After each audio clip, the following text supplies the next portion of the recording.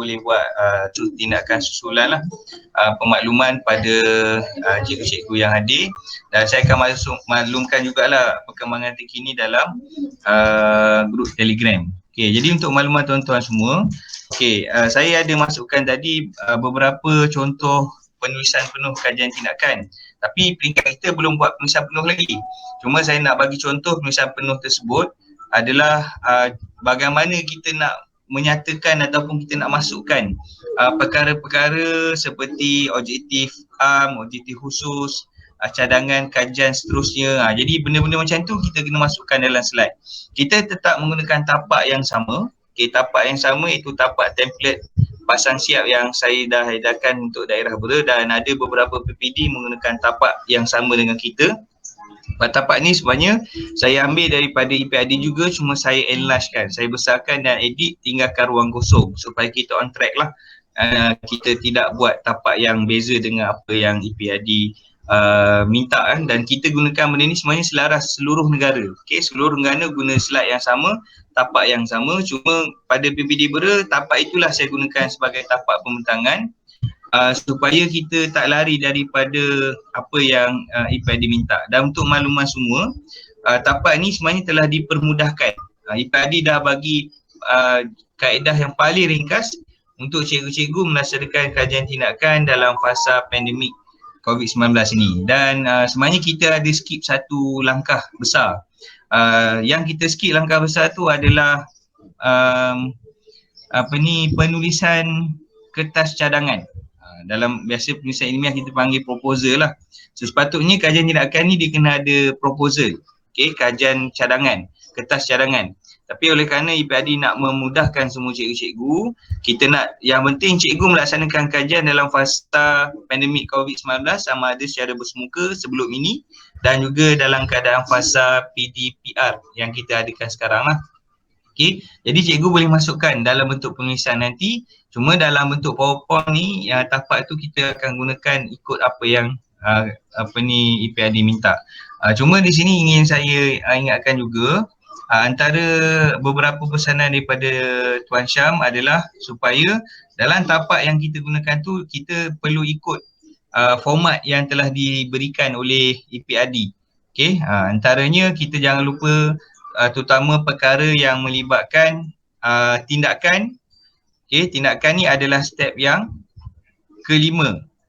Okay, yang keempat. Tindakan yang keempat, yang kelima adalah refleksi pemerhatian semula, dan yang keenam adalah refleksi semula. Okay, ringkasnya step dia ada 6 saja. A, B, C, D, A, B. A, B, C, D, A, B. Okay, A, B tu maksudnya dia ulang balik.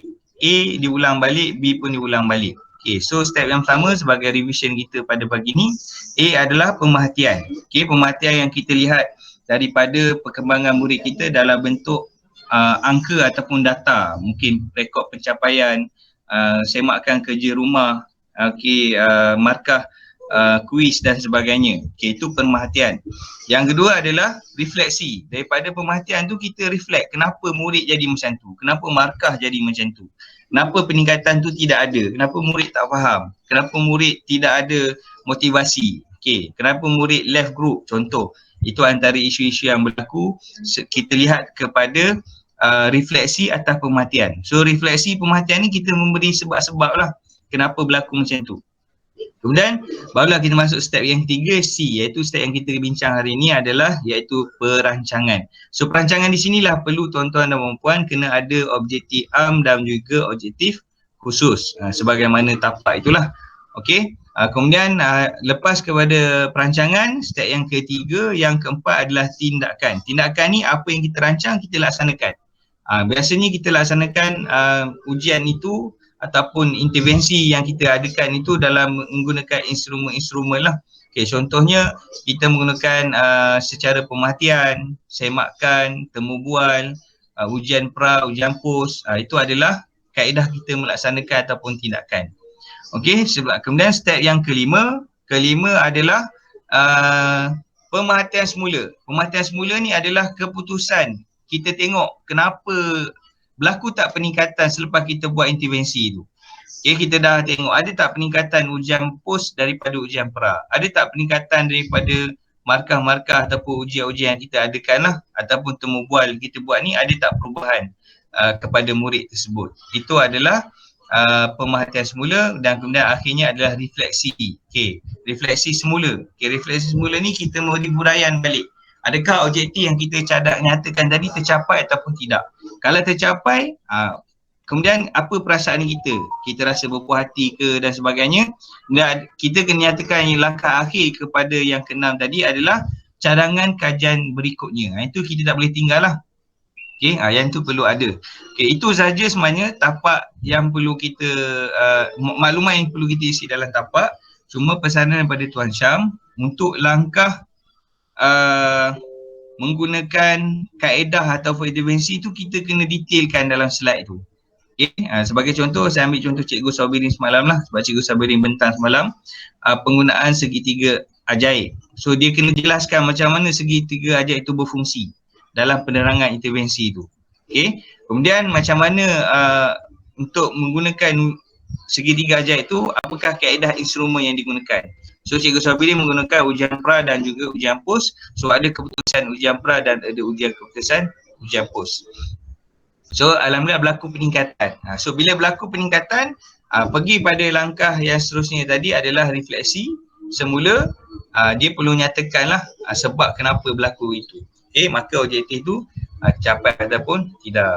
Okay, so saya balik, itu adalah secara umum lah yang perlu kita nyatakan dan saya suka tarik perhatian tuan-tuan dan puan-puan kepada slide. Boleh nampak tak slide yang saya share ni? Yang ada muka tugasan 3 ni.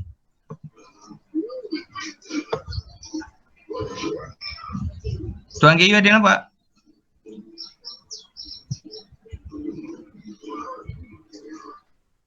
Jalan tugasan 3 ya. Okey, saya internet kat rumah ni slow sikit. So bila saya buka untuk slide show ni dia tak keluar. Dia hang macam tu. Jadi saya terpaksa gunakan yang bukan slide show lah. Okey, tuan-tuan dan puan-puan, kalau tuan-tuan lihat untuk tugasan 3, okey, tugasan 3 bermula kepada step C, D, E, F. Ataupun bermula dengan step step yang ketiga lah, okey, iaitu kita buat perancangan. Selepas kita menyatakan pemerhatian dan juga selepas kita menyatakan refleksi. Okey, so apa yang perlu ada dalam perancangan adalah, okey, saya pergi terus pada tapak lain. Okey, ini tapak dia adalah tuan-tuan perlu nyatakan objektif, sasaran dengan menetapkan objektif kajian. Okey. Yang kedua, strategi yang digunakan untuk mencapai objektif. Yang ketiga, alat ataupun kaedah atau intervensi yang digunakan untuk mencapai objektif. Dan yang keempat, analisis yang digunakan untuk menentukan kejayaan. Okey, sasaran ni adalah kita kena nyatakanlah kumpulan sasaran murid yang kita gunakan. Okey, sebagai contoh, populasi kelas kita katakan ada 20 orang satu kelas. Okey, dalam kajian semasa Tuan Syam beri bimbingan yang lepas, kita jangan laksanakan kajian untuk 20-20 populasi tu. Okey, kita gunakan sampling. Sampling ni adalah kumpulan sasaran yang kita target. Contohnya daripada 20 orang murid, 6 murid masih gagal memahami konsep apa-apa. So 6 murid itulah sampel kita. So kajian kita adalah ke atas 6 orang murid itu. Okey, jadi untuk objektif am kita nyatakanlah kajian tindakan ni kita nak minta murid ini buat apa, kena faham apa secara umum. Itu secara objektif am. Biasanya kita buat satu ataupun dua objektif am. Nanti saya akan bagi contoh dan tuan-tuan boleh lihat kepada contoh misal penuh lah yang saya dah share dalam grup Telegram. Okey, kemudian untuk objektif khusus pula, objektif khusus ni adalah objektif kalau boleh minimum 3. Jangan kurang daripada 3, lebih tak apa. Tapi saya minta kalau boleh biar 3 je lah supaya kita nampak lebih fokus objektif khusus. Okey, objektif khusus ni kita mesti ada sesuatu yang berkaitan dengan intervensi yang kita buat. Kajian tindakan kita tentang apa? Okey, saya ambil contoh lagi yang macam semalam Cikgu Saubiri menggunakan segitiga ajaib. Jadi segitiga ajaib ini digunakan untuk 3 hukum gas, hukum charge, hukum Boyle dan hukum tekanan gas. So 3 objektif tu dia mesti merangkumi ketiga-tiga perkara yang berkaitan tentang intervensi ataupun pelan yang digunakan tu, supaya nampak lebih fokus. Okey tuan-tuan dan puan Okey, kemudian perkara yang ketiga adalah alat ataupun kaedah atau intervensi yang digunakan. Jadi kita kena nyatakanlah alat apa kita guna, kaedah apa, intervensi apa, proses apa. Macam Cikgu Sabri semalam gunakan itulah segitiga ajaib. Okey, Cikgu Mawi Tegar Tanam gunakan kaedah selimut. Contoh. Apa-apa kaedah yang kita menarik perhatian orang lah, kalau boleh kita namakan. Dia banyak sebenarnya. Kalau tuan-tuan lihat contoh yang saya bagi dalam grup Telegram tu, ada banyak. Okay, nama-nama teknik yang sangat menarik lah. Dan kalau untuk aliran sains biasanya teknik menggunakan komin.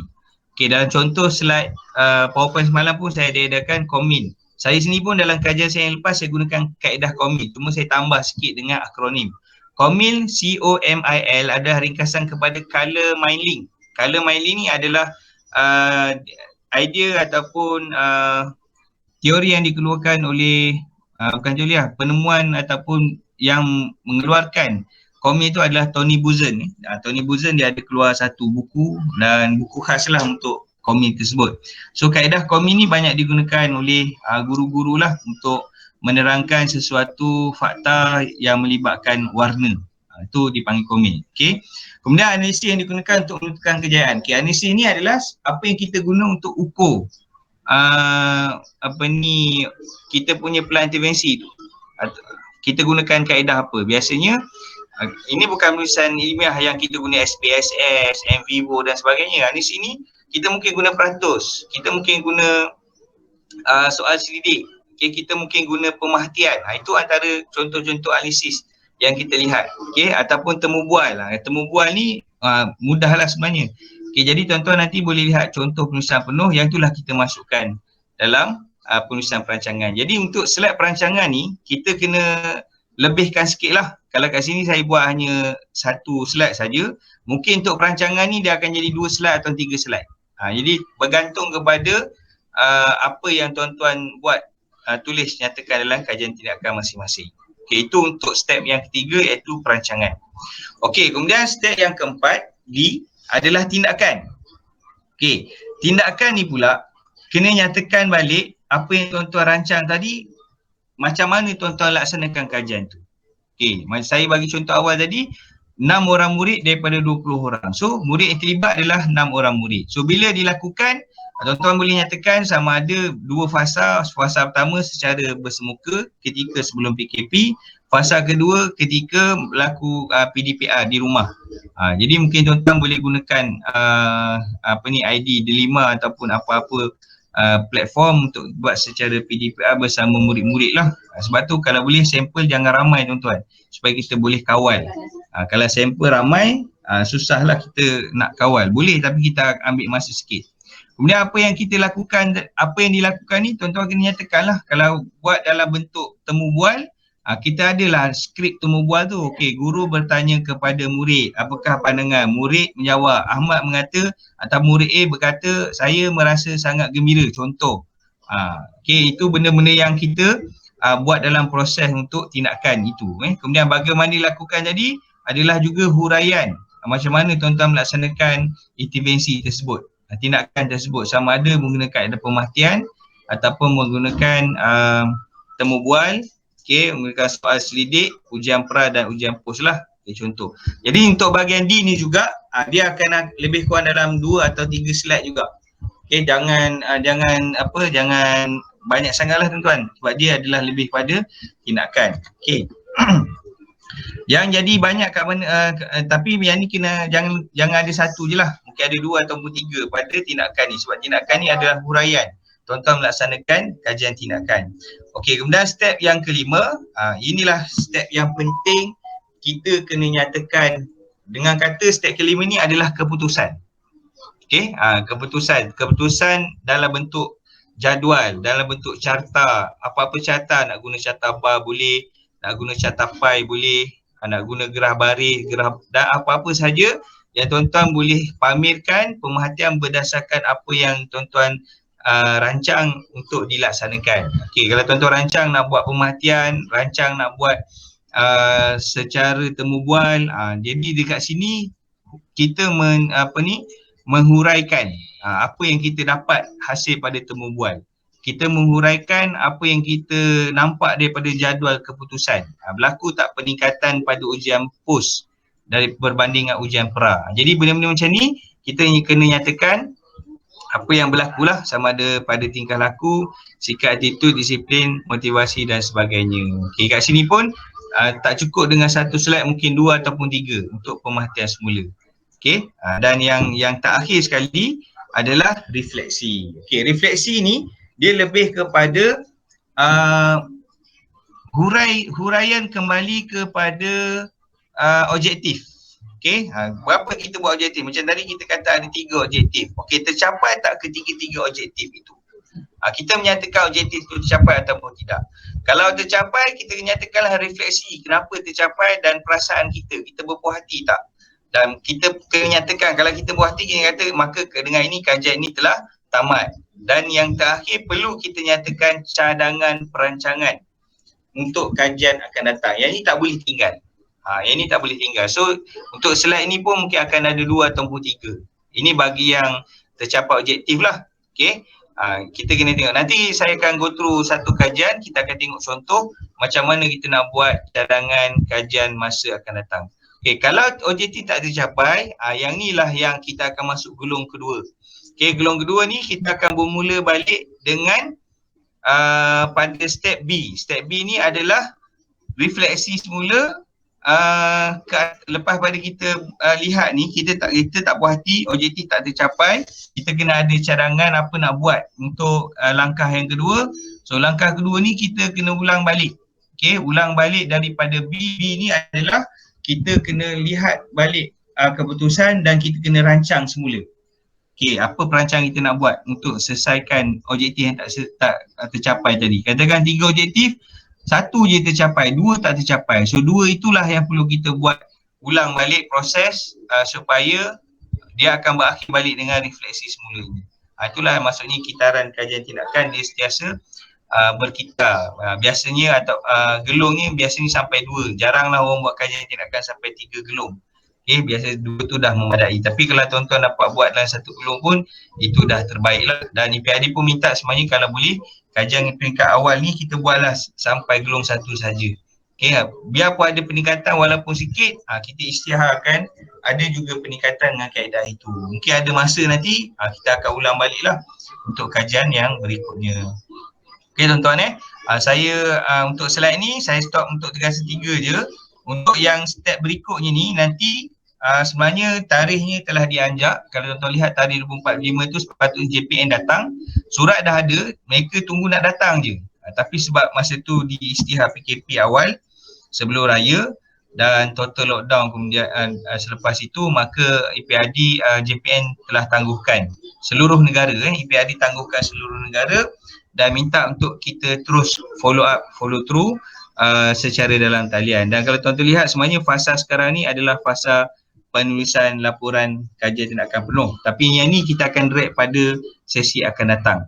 Okay, jadi untuk kali ni tuan-tuan, kita akan lebih kepada menyiapkan slide PowerPoint. Okay, slide PowerPoint, kerana slide PowerPoint itulah yang perlu saya kumpulkan dan hantar kepada jabatan pada 21 hari bulan 6 nanti. Okay, kita ada masa lebih kurang dalam hampir 16-17 hari lagi lah untuk kita hantar. So sebenarnya insyaAllah kalau ikutkan sebenarnya ada masa lagi tuan-tuan. Sebab tuan-tuan hanya buat slide saja. Tapi bagi yang dah siap slide tu dah bolehlah mula berjinak-jinak untuk membuat penulisan penuh. Tapak penulisan penuh pun saya dah bagi dalam grup Telegram. Tuan-tuan boleh follow je tapi jangan ambil sebiji-sebiji tu. Tuan-tuan gunakanlah mengikut kesesuaian kajian tindakan masing-masing. Okey tuan-tuan, sebelum saya alih pada slide berikutnya, untuk saya tunjukkan contoh bagaimana untuk menulis objektif. Ada apa soalan tuan-tuan untuk bertanya? Saya buka pada soalan dulu.